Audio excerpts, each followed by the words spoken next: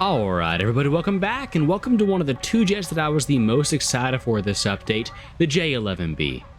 To put it quite simply, this is the first truly Chinese flanker, and it brings a lot of upgrades, especially over the J-11A, but even over the SE-27SM, which you find at the same BR. There's a lot of upgrades here, so I'm just going to run down the list, and I'm going to start with what is by far the biggest upgrade if you ask me, the radar. The radar that was found on the previous SE-27s was just really not it. It had a slow scan rate, there was no adjustability when it comes to its pattern, the refresh was pretty terrible, and all around it was just not a good radar. Well, the J-11B's radar, while not exactly what I was expecting, is still a very good radar. Based on what I was told by the people in the Datamine Discord, and it feels the same to me, a lot of the stuff was actually copied from the F-15C radar. So for example, your TWS pattern that you're using while you're doing BVR is going to feel very familiar to you. And of course, at both tracks, it updates well, especially since Gaijin finally fixed the stupid bug where it kept repeating the top and bottom bars of the radar scan. It has a pretty standard gimbal of 70 to either side, so not the crazy 85 degrees that you see on the J10A, but still a very solid radar. Sure, it's not as good as the SE-30SMs, but it is a much better airframe, and honestly, this radar is still more than enough if you ask me. Once you have a good enough radar, it doesn't really make that big of a difference, because your missiles radar is doing a lot of the work anyways. And speaking of missiles, that is where one of the big differences between the J-11B and the earlier flankers comes in, and that is in its radar kit. This is the first flanker to get access to the PL-12, and if you've used a lot of the other high-tier Chinese jets, you're going to be familiar with this. Stuff like the JF-17, which gets an export version called the SC-10, the J-10, which is the same BR, and the J-8F. If you've used any of these before, you're going to have experience with this missile. And essentially what it is, if you ask me, is a side-grade AMRAAM. It has a bit less range, though still better than the R-77, but it has much greater agility at close range. It also has faster acceleration than the AMRAAM off the rail and more delta V from the motor. Now, I do think the AMRAAM is a better overall missile because it's still pretty good at close range while having that better long range capability, but the PL-12 is a much more well-rounded missile than the R-77 that you're going to be used to on the SE-27. It's still very capable of doing the BVR stuff just like you're seeing right here, while also having that better acceleration and close range performance than the AMRAAM. This means your radar kit is a straight upgrade over the J-11A, and I would say an upgrade over the SE-27SM as well, because it gets 8, yes, but just 2 more missiles really matter. There is one downside in the kit that I want to get to before I get to another plus, and that is the fact that while you're losing those Russian air-to-air missiles, you do of course lose that long-range IR missile that you're probably used to by now, the R-27ET. Now, me personally, I don't use them that often. I don't find them that useful in the current meta. I think that radar missiles are just going to be much more reliable overall. The R-27ET just gets super easily accidentally flared.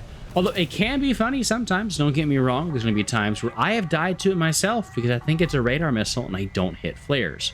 But if somebody hits flares at all, if they fire a missile, it's just going to die. And most of the time, you're better off either going close with a short-range IR missile or using those radar missiles. Speaking of short-range IR missiles, that is another one of the changes from the normal flankers. Gone is the familiar R-73, and now you get access to the PL-8B. If you've used the Python 3 before on, some of the earlier Chinese jets or in the Israeli tree, the PL-8B simply right now is a Python 3 with R-73 IRCCM gate width.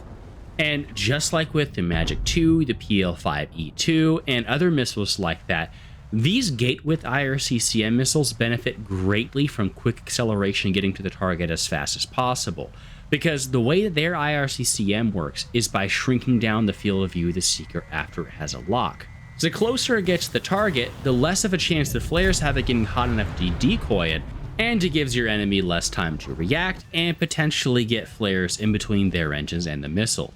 And if you do want to take those longer range shots, it still can do it. I mean, usually you're going to be getting functionally around the same range as an AIM-9L out of these. It just accelerates and gets to the target quicker. I would say the PL-5E2 is more of a side grade to this, maybe a little bit better because it is faster and has a little bit more range than the PL-8B, but it's also a little bit less agile. Either way, I've really been enjoying these PL8Bs, and with 4 of them along with your 6 PL12s, this is a very solid kit, especially because you also have the best flanker flight model to go with it. Now, admittedly, it's a very small change. Realistically, if you're looking at the SE27SM versus the J-11B, it is close enough that pilot skill is going to make the difference basically every time. But, I mean, hey, technically, it is better.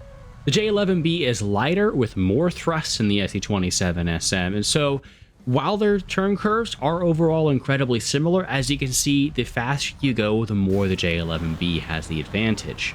And speaking of going fast, now that multipath isn't reliable anymore, a lot of the time you're going to be spending up at higher altitude, trying to get fast and lob your missiles from farther away, right? Well, the J-11B's engine advantage is absolutely huge at higher altitudes. Like, this is at 10 kilometers, and look at how much higher the thrust to weight shoots up on the J-11B compared to the SE27SM.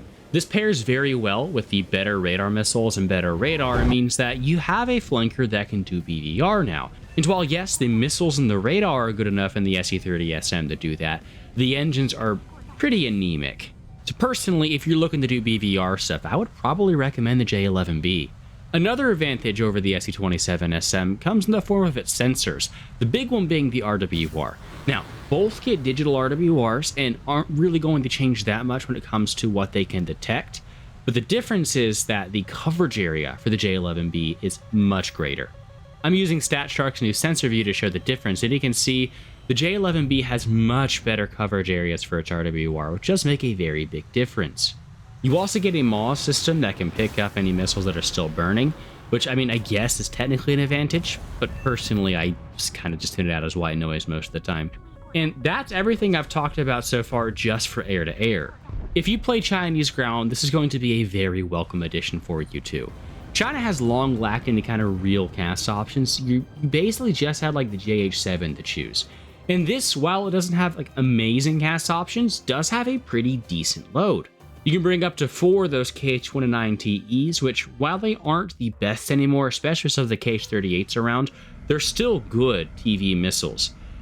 Personally, I sacrificed one of them to bring the pod, so you can also bring an extra 4 laser-guided bombs as well. So, maximum of 3 of those missiles with the pod and 4 laser-guided bombs. This is better than the JH7, and you can also bring some of those PL8Bs and PL12s if you'd rather as well to do your anti-cast stuff. Hope y'all enjoyed the video. Let me know what you think in the comments down below, and what you'd like to see next is going to be a few days until I get home. Peace. I'll catch y'all next time.